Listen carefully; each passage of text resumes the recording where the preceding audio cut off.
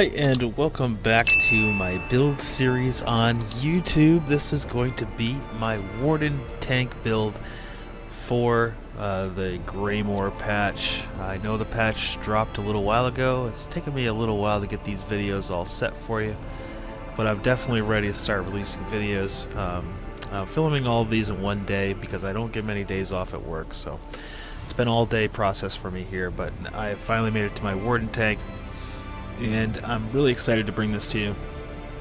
Just because Warden tanks, in my opinion, are some of the funnest tanks to play in the game.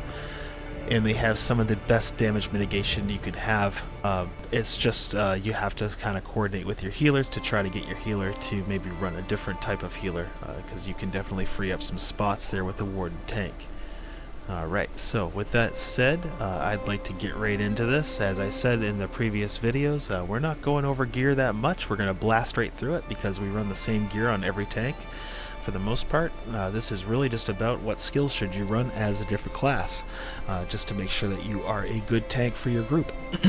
And so without further ado, I'd like to get started here and get this Warden tank build going. So let's get right into the skills. So this is my Cloud Rest +3 build. I definitely did. I'm progging right now on console to get the Cloud Rest +3 under control. Warden tank is the way to go, in my opinion. So anyway, Heroic Slash is definitely an ability that you want to have slotted on every tank that you have. Heroic Slash does reduce damage by a target hit by it by 15%, and it also gives you minor heroism, which grants you one ultimate every 1.5 seconds for 12 seconds, which is really nice. So it's a little over 6 ultimate that you get. So it's yeah, a little over 6 ultimate. I'm sorry, my math is a little bit strange right now. So this is a flex spot. I run Shimmering Shield. Shimmering Shield absorbs up to 63k damage from 3 projectiles, which is amazing. Shimmering Shield basically makes it so you honestly, I mean, I would still block. Zamaja is heavy, but when you're tanking Zamaja, you can pop this and you're barely going to take any damage at all. Same with Rakat. Just spam this as you're taking his barrage. Just keep doing that as barrage is going down, and you're not going to waste any. You're not going to take any damage. It's just how it's going to be. We run Ransack as our taunt. Ransack gives you minor protection, reducing your damage taken by 8%. Super nice. And it also taunts for 15 seconds, so that's good. Leeching Vines. Definitely have this slotted. This is basically like a critical surge. But every time you take damage, or any time a target that has the vines takes damage, everyone heals. And this is great for a Warden tank because this is kind of like running Blood Altar, and definitely gives everyone a nice heal, and it gives them the buff that you would receive as the healer.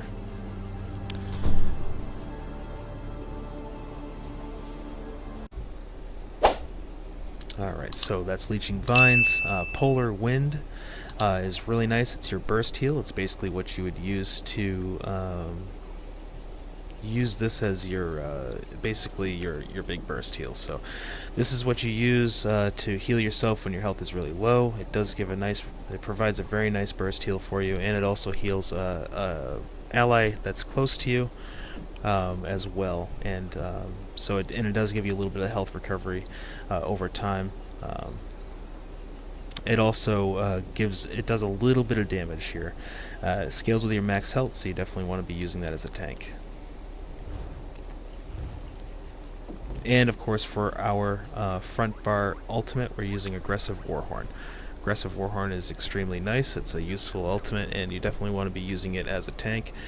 You definitely want this up every 10 seconds. Despite what it says about the 30 seconds, you definitely want it up for every 10 seconds. It's just super important to do. On our back bar, we're running a range taunt, Inner Rage. Always running Inner Rage on the back bar, just for the range taunt. Blockade of Frost, again.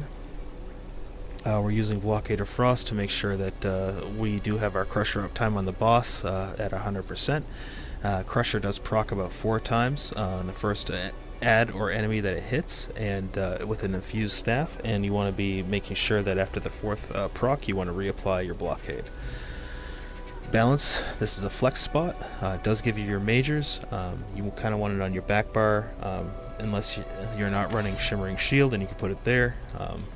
But balance is definitely a good ability to run, gives you your majors, and it also gives you magicka back, which is nice. We're running Bull Netch. Bull Netch gives you your major sorcery, so it increases your spell critical, which will help with your heals, but it also gives you stamina, so it gives you 84 stamina to you over 23 seconds, which is very nice, and you also every 5 seconds the Netch removes a negative effect from you, so it's kind of like a free cleanse as well. Super good, and it also heals when you kind of cast it and resummon it again, so it's very nice. Silver Leash is good. Silver Leash is good for crowd control, just making sure that you get all the ads stacked up. Be careful with this, it does cost stamina, so just make sure you are being careful with that. And then Replenishing Barrier. This is the ultimate regeneration one. Restores 3 ultimate, 900 magicka for every time a barrier breaks on someone. So just cast this on the group. Once it breaks, you'll be full resources again, and you'll be basically almost ready to cast another one. Okay, so that takes care of the front and back bar skills. So let's go to passives here. In your animal companions tree, you definitely want Bond with Nature. Anytime one of your companion skills end, you are healed for some health. Savage Beast, you cast an animal companion's ability while you're in combat, you generate 4 ultimate. It's another ultimate regeneration trick. I would definitely use that anytime you can. Flourish increases your magic and stamina recovery by 12% if an animal companion is slotted. So yes, we do have an animal companion ability slotted, and so we do have that recovery. You don't need advanced species. Green Balance. You want Healing Thicket just in case. That's a good ultimate to have. Leeching Vines is definitely one you want, and then you want all the passives here, including Maturation. Maturation is probably the most important Warden passive that they have. This is the one that everyone runs a Warden for. So Warhorn used to give it to you, now it's only Wardens will give this passive to you. So make sure you're running, when you're running a Warden, make sure you have Maturation at max level. Winter's Embrace. These are some abilities that you definitely want to have. You want to have Ice Fortress, Gripping Shards for crowd control. Ice Fortress gives you an AoE major resolve, which is really nice. Polar Wind for the big heal, Shimmering Shield for the utility and damage mitigation, and then Glacial Presence, you definitely want this. Frozen Armor, definitely want this. Icy Aura, definitely want this. One-Handed Shield, you're going to want Ransack and Heroic Slash. You don't really need any other abilities because you have Shimmering Shield, you don't need Defensive Posture. And then you want all the passives in the sword and board. Destruction Staff, same deal. Actually, you want the last point in Ancient Knowledge too. Medium armor, I took Windwalker just to make sure that stamina reduction is happening, stamina recovery and stamina reduction, just in case I'm wearing medium piece. Heavy armor full, all the passives in heavy armor. Fighters Guild, definitely want to Banish the Wicked as usual for the ultimate regeneration. Silver Leash, you can take Circular Protection, that's a good one as well. Mages Guild, you definitely want Mages Guild 10s for balance. All passes but Might of the Guild is fine. Undaunted, you want Undaunted Command, Undaunted Metal maxed out. You're also going to want the Blood Altar and Inner Rage. Assault, Aggressive Warhorn, definitely want to try to get Caltrops morphed to Razor Caltrops just in case Stam comes back. It's something you're going to want to run. And then Replenishing Barrier, you want Efficient Purge, you want to morph that. You're going to want Guard eventually as well. And I like to have Magic Aid as well. I'm a Nord, so you get the passives here. We went over this in the last few videos, but we'll go ahead and go over it again. Increases your max health by 1,000, cold resistance by 2310. Stalwart, you want to increase your max stamina by 1500. When you take damage, you gain 5 ultimate. This effect can occur once every 10 seconds. It's a really good ability, or really good passive, I should say, in the Nord tree. And then Rugged increases your physical and spell resistance by 3960. Again, makes the Nord super OP.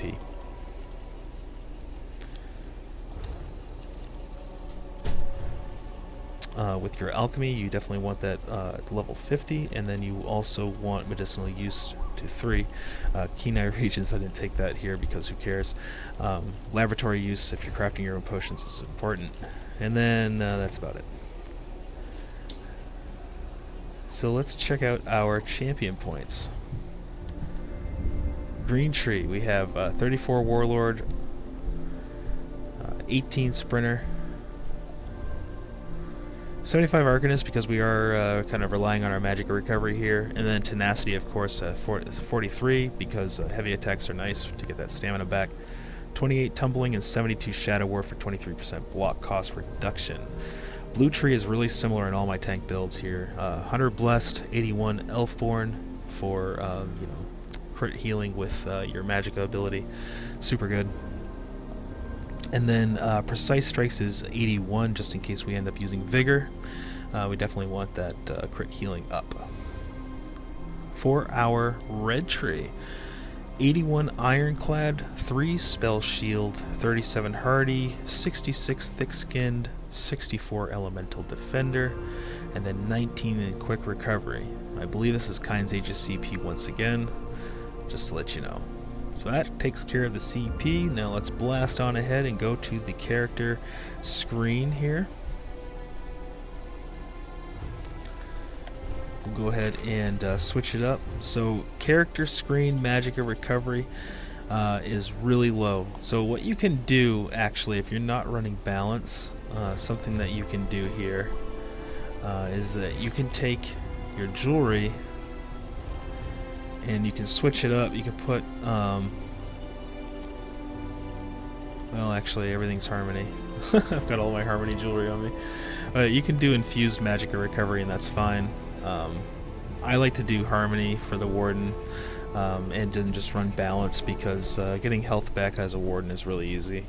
But anyway, so yeah, we're running the Sugar Skull, so that gives you about 4k max health and then 3.5k stamina and Magicka, and then your health recovery is up by about 400, which is nice. We're running the Lord Mundus here for more health, and let's see. Yeah, so inventory, we'll go over real quick. Sword of Alkosh, infused with the weakening enchantment. You definitely want to be light attack weaving your skills here just to make sure that the target is always having the weakening enchantment and proc on it. Running a sturdy shield. Ice Staff of Alkosh with Crusher enchantment infused. Crusher will proc about 4 times on on the first target that it hits, and so you on the 4th proc you definitely want to reapply your blockade. Engine Guardian for Sustain, because Sustain is the best thing to have on a tank, believe it or not. Especially a Nord tank, you definitely want Sustain if you're not going Argonian. Now, here's the thing, I didn't mention this in any of my other builds, but if you're running an Argonian tank, instead of running Infused or Divine pieces, you want to run Reinforced or Nirnhoned. Both of those are acceptable for an Argonian tank, and you will get your resistances up to a point where you can you can miss a block and not die. And so for the body, we're running Perfected Yolnacrin. We're running Perfected Yolnacrin for the 5th piece, which gives you minor courage. Stacks with Olarim. Yeah, so, and then for, like I said, for the jewelry here, we're running mostly Harmony. We're running 1 Triune, just to get the health up just a little bit here.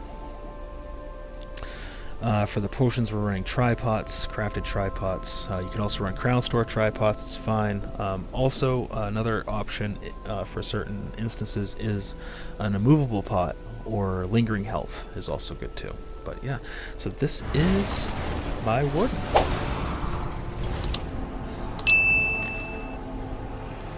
I hope you liked it. I hope you enjoyed the build. If you have any questions or anything to add at all, to the build or for the build, go ahead and leave it down in the comments. I am really interested to hear what you have to say. Did I miss anything? Did I leave anything out? I'd like to know, and I'd like to hear from you. Go ahead and leave it in the comments, let me know. But anyway, I will see you in the next build video. Thank you for watching, and enjoy the rest of your day. Take care. Bye-bye.